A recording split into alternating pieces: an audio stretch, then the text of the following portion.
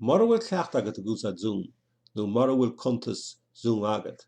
Is féidir a ghoil ar an mrásaí go dtí an URL zoom.us agus siad an príomhleanach atá ag Zoom agus anseo is féidir leat síneadh isteach má tá chuntas ad roimhné, nó mar bhfuil is féidir leat cán nó saor an eisce a chruthú agus a gur riad na ceistnaí siimplín seo.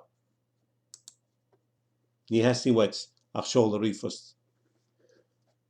Ach má tá chuntas Zoom agat roimhné, is féidir leat síneadh isteach anseo. Ní heasní weit ach seola rífast agus pásachail. Agus siad an áit bhfuil de chuntas iste ar Zoom. Nis an chuntas seo atá agam san seo, siad an chuntas bonusach, agus tugann an chuntas seo chead gom cruinnechaí a socrú suas a bhhairins cearach an númed, agus tar éis cearach an númed teag an críoch leis an grinniú, agus bí nort síneadh isteach a ríist. Agus mar éice bit sin dearann se license type basic agus dearann an nótain seo.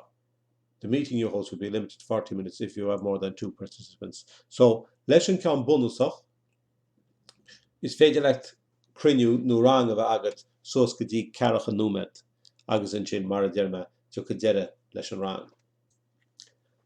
Ach mata tú ag gúsáid chuntas na hallscoile agus ú logáil isteach faoi de chuntas ag oigaile.ie. Tuairt faoi deara an seo go ndearann an license type anois, go bhfuil an chuntas sin céadaithe nó licensed agus dearann se an seo.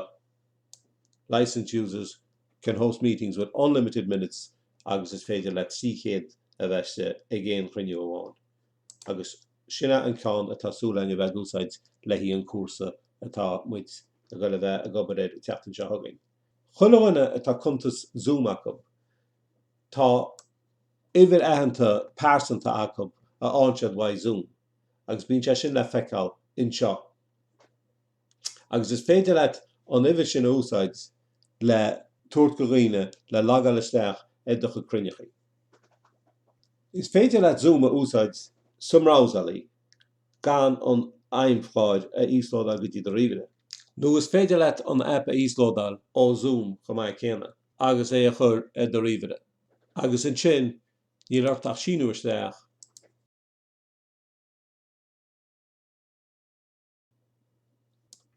agus tá tú an cruinnechaí nó a socrú suas nó dul isteach a cruinniú atá ar siúl hána hain, is féidir le cruinnechaí a socrú suas.